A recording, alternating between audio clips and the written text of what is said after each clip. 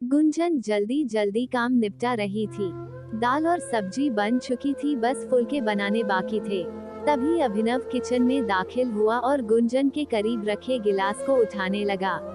उसने जानबूझकर गुंजन को हौले से स्पर्श करते हुए गिलास उठाया और पानी लेकर बाहर निकल गया। गुंजन की धड़कनें बढ़ गईं। एक नशा सा उसके बदन को महकाने लगा। उसने चाहत भरी नजरों से अभिनव की तरफ देखा जो उसे ही निहार रहा था। गुंजन की धड़कनें फिर से ठहर गईं।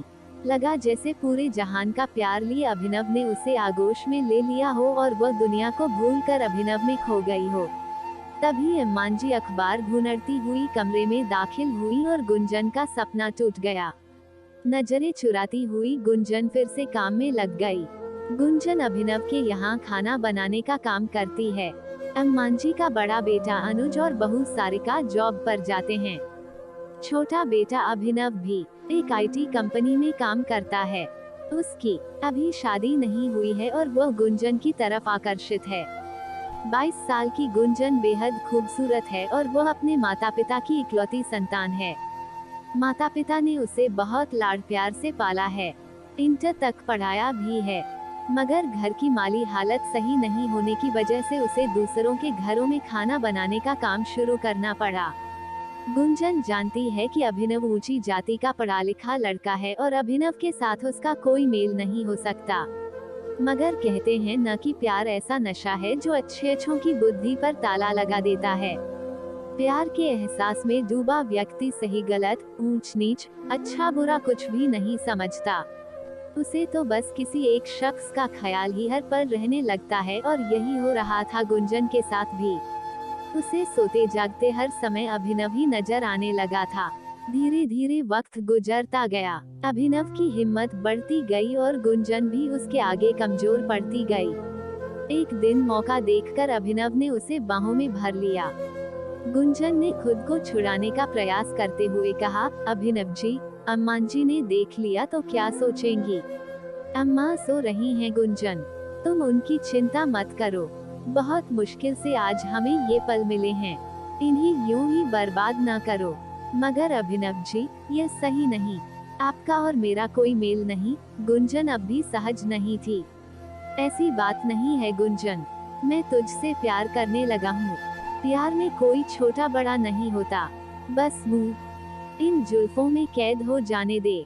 गुलाब की पंखुड़ी जैसे इन लबों को एक दफा छू लेने दे। अभिनव किसी भी तरह गुंजन को पाना चाहता था। गुंजन अंदर से डरी हुई थी, मगर अभिनव का प्यार उसे अपनी तरफ खींच रहा था। आखिर गुंजन ने भी हथियार डाल दिए। वो एक प्रेयसी की भांति अभिनव के सीने से लग गई। दोनों एक दूसरे के आलिंगन में बंधे प्यार की गहराई में डूबते रहे। जब होश आया तो गुंजन की आंखें छलछला आईं। वह बोली, आप मेरा साथ तो दोगे ना? जमाने की भीड़ में मुंह अकेला तो नहीं छोड़ दोगे? पागल है क्या? प्यार करता हूँ, छोड़ कैसे दूंगा?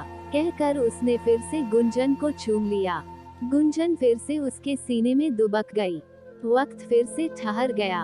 अब तो ऐसा अक्सर होने लगा। अभिनव प्यार का दावा करके गुंजन को करीब ले आता। दोनों ने प्यार के रास्ते पर बढ़ते हुए मर्यादा की सीमारेखाएं तोड़ दी थीं। गुंजन प्यार के सुहाने सपनों के साथ एक सुंदर घर संसार के सपने भी देखने लगी थी। मगर एक दिन वह यह देखकर हैरान रह गई कि अभिनव के रिश्ते की बात करने के लिए एक परिवार आया हुआ है। माँ बाप के साथ एक आधुनिक, आकर्षक और स्टाइलिश लड़की बैठी थी। अम्मांजी ने गुंजन से कुछ खास बनाने की गुजारिश की तो गुंजन ने सीधा पूछ लिया, ये कौन लोग हैं अम्मांजी?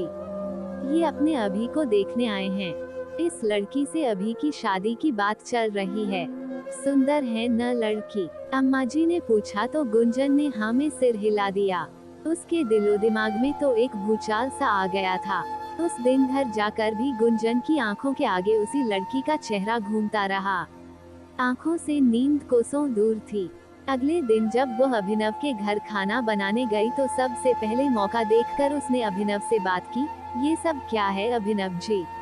आपकी शादी की बात चल रही है, आपने अपने घर वालों को हमारे प्यार की बात क्यों नहीं बताई? नहीं गुंजन, अपने प्यार की बात मैं उन्हें नहीं बता सकता।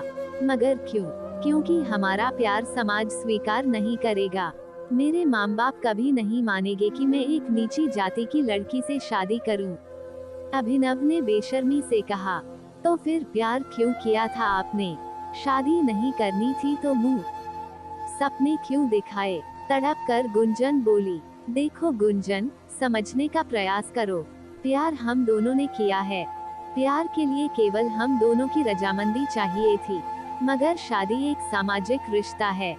शादी के लिए समाज की अनुमति भी चाहिए।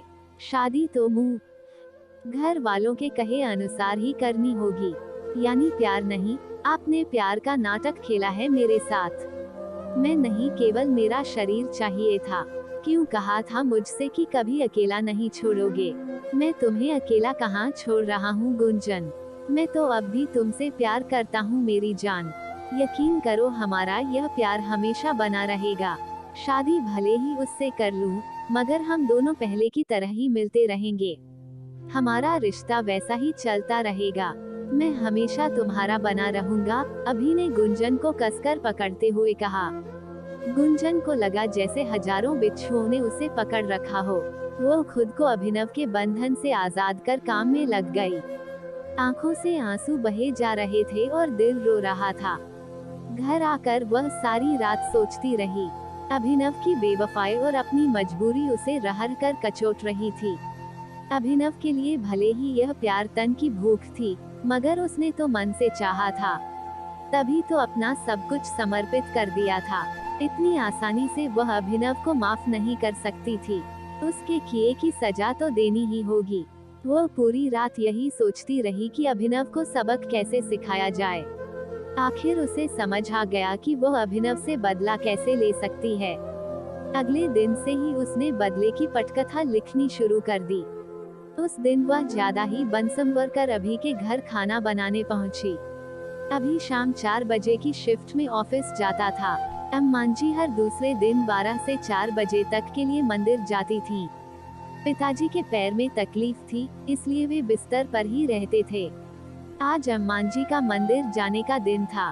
12 बजे उनके जाने के बाद वह अभि के पास चली आई और उसका हाथ पकड़कर बोली, अभिनव जी, आपकी शादी की बात सुनकर मैं दुखी हो गई थी, मगर अब मैंने खुद को संभाल लिया है। शादी से पहले के इन दिनों को मैं भरपूर एंजॉय करना चाहती हूँ। आपकी बाहों में खो जाना चाहती हूँ। अभिनव की तो मनमांगी मुराद पूरी हो रही थी। उसने झट गुंजन को करीब खींच लिया।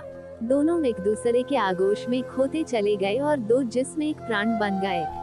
बेड पर अभि की बाहों में मचलती गुंजन ने सवाल किया, कल आप सच कह रहे थे अभिनव जी? शादी के बाद भी आप मुझसे यह रिश्ता बनाए रखोगे ना? हाँ गुंजन, इसमें तुम्हें शक क्यों है? शादी एक चीज होती है और प्यार दूसरी चीज। हम दोनों का प्यार और शरीर का यह मिलन हमेशा कायम रहेगा। शादी के बाद भी यह रिश्ता ऐसे ही चलता रहेगा, कहकर अभिनव फिर से गुंजन को बेतहाशा चूमने लगा। शाम को गुंजन अपने घर लौट आई। उसे खुद से घिन आ रही थी। वह बाथरूम में गई और नहाकर बाहर निकली। फिर मोबाइल ले कर बैठ गई।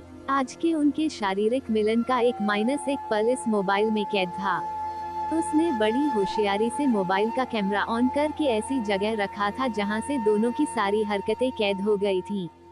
यह 1.5 घंटे का लंबा अंतरंग वीडियो था। 10 दिन के अंदर उसने ऐसे 3-4 वीडियो और शूट कर लिए। फिर वीडियो एडिट करके बड़ी चतुराई से उसने अपने चेहरे को छुपा दिया। कुछ दिनों में अभिनव की शादी हो गई। 8-10 दिनों के अंदर ही उसने अभिनव की पत्नी से दोस्ती कर ली और उसका मोबाइल नंबर ले लिया। अगले दिन उसने अम्मांजी को कह दिया कि उसे मुंबई में जॉब लग गई है और अब काम पर नहीं आ पाएगी। उस दिन वह अभिनव से मिली भी नहीं और घर चली आई। अगले दिन सुबह सुबह उसने अपने और अभिनव के 2 अंतरंग वीडियो अभिनव की पत्नी को व्हाट्सएप कर दिए। 2 घंटे बाद उसने 2 और वीडियो व्हाट्सएप किए और चैन से घर के काम निपटाने लगी। शाम 4 बजे के करीब अभिनव का फोन आया। गुंजन को इसका अंदाजा पहले से था। उसने मुस्कुराते हुए फोन उठाया तो सामने से अभिनव का रोता हुआ स्वर सुनाई दिया, गुंजन, तुमने यह क्या किया मेरे साथ? मेरी शादीशुदा जिंदगी की अभी ठीक से शुरुआत भी नहीं हुई थी और तुमने ये वीडियो भेज दिए। तुम्हें पता है माया सुबह से मुझसे लड़ रही है और अभी अभी सूटकेस लेकर हमेशा के लिए अपने घर चली गई। गुंजन, तुमने यह क्या कर दिया मेरे साथ। अब तुम न घर के न घाट के। गुड बाय अभिनव। वाक्य पूरा कर गुंजन ने फोन काट दिया। उसने आज अभिनव से बदला ले लिया था, खुद को मिले हर आंसू का बदला। आज उसे महसूस हो रहा था जैसे उसके जख्मों पर किसी ने मरहम लगा दिया हो।